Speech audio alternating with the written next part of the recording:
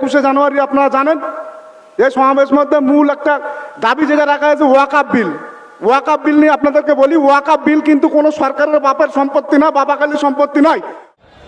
ভাঙন থেকে শুরু করে সারা পশ্চিম বাংলায় আমাদের কর্মীরা প্রাণ দিয়েছে। সেই প্রাণ দেওয়ার বিনিময়ে আজ আমরা টিকে রয়েছি। তাই আমাদের বুকে অনেক ব্যথা আছে, অনেক বেদনা আছে। নয়, ওয়াকআপ বিল একমাত্র একটা সম্প্রদায়ের, সংখ্যালঘু সম্প্রদায়ের, বিশেষ করে মুসলমান সম্প্রদায়ের রেখে যাওয়া, বাপদাদাদের রেখে যাওয়া সম্পত্তি। এই সম্পত্তি নিয়ে এই ওয়াকআপ বিল নিয়ে আজ থেকে 15 সাল 16 সাল থেকে আমাদের অভিভাবক পীর আব্বাস সিদ্দিকী ভাইজান তখন থেকে আন্দোলন করে আসছেন, আজও আন্দোলন করছেন। তখনও পর্যন্ত কিন্তু এই মুসলমান সম্প্রদায় জাগেনি। বিশেষ করে ধন্যবাদ জানাবো উপস্থিত মঞ্চে যারা উপস্থিত আছেন তাদেরকেও ধন্যবাদ জানাবো। বিশেষ করে আজকের প্রোগ্রামে সফল করার জন্য প্রায় 1 মাস ধরে বিভিন্ন পঞ্চায়েতে নেতৃত্ব, বুথ নেতৃত্ব এবং ব্লক নেতৃত্বরা যারা বিভিন্নভাবে এই প্রোগ্রামকে সফল করার জন্য কষ্ট করেছেন তাদেরকেও ধন্যবাদ জানাবো। আজকে অধিকার সমাবেশ 8টা বিষয় নিয়ে আজকে যে সমাবেশ ডাকা হয়েছে 21শে জানুয়ারি আপনারা জানেন এই সমাবেশ মধ্যে মূল একটা দাবি যেটা রাখা হয়েছে ওয়াকআপ বিল।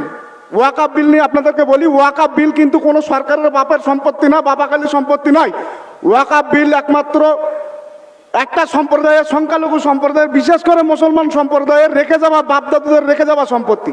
এই সম্পত্তি নিয়ে এই ওয়াকআপ বিল নিয়ে আজ থেকে 15 সাল 16 সাল থেকে আমাদের অভিভাবক পীর আব্বাস সিদ্দিকী ভাইজান তখন থেকে আন্দোলন করে আসছেন, আজও আন্দোলন করছেন। তখনও পর্যন্ত কিন্তু এই মুসলমান সম্প্রদায় জাগেনি। আজকের দিনে এখনো পর্যন্ত মুসলমান সম্প্রদায় জাগছে না। যদি আগামী দিনে আপনারা ওয়াকআপ সম্পত্তি, আপনার সম্পত্তি আপনি যদি রক্ষা না করতে পারেন, আপনার বাড়ির পাশে যে কবরখানা আছে, আপনার গ্রামের যে মসজিদ আছে, আপনার গ্রামের যে মাদ্রাসা আছে, এটা কিন্তু সরকার হস্তান্তর করবে। যেহেতু নতুন যে বিল আনার চেষ্টা করছেন সরকার, খতিয়ান 1 নম্বর খতিয়ানে যদি এই ওয়াকআপ সম্পত্তি নিয়ে যায় তাহলে কিন্তু আপনার বাড়ির সম্পত্তি, আপনার মাদ্রাসা মসজিদ কিন্তু বেদখল হবে। সেই জন্য আপনাদের কাছে অনুরোধ করব, ওয়াকআপ বিল নিয়ে আমরা আমাদের আন্দোলন আরো তীব্র করব। নওশাদ সিদ্দিকী ভাইজানের নেতৃত্বে আগামী দিনে এই আন্দোলন দিল্লি পর্যন্ত পৌঁছাবো।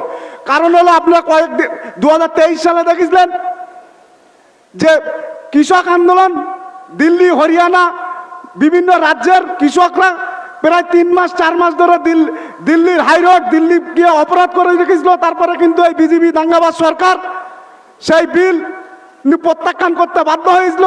আজকে যদি আপনারা এই আন্দোলন আরো তীব্র না করেন, আগামী দিনে কিন্তু আপনাদের এই ওয়াকআপ সম্পত্তি বেদখল হবে। আপনাদের কাছে অনুরোধ করব, নওশাদ সিদ্দিকী ভাইজানের নেতৃত্বে আমরা আগামী দিনে এই আন্দোলনকে বাংলার প্রতিটি কোনায় কোনায় ছড়াবো।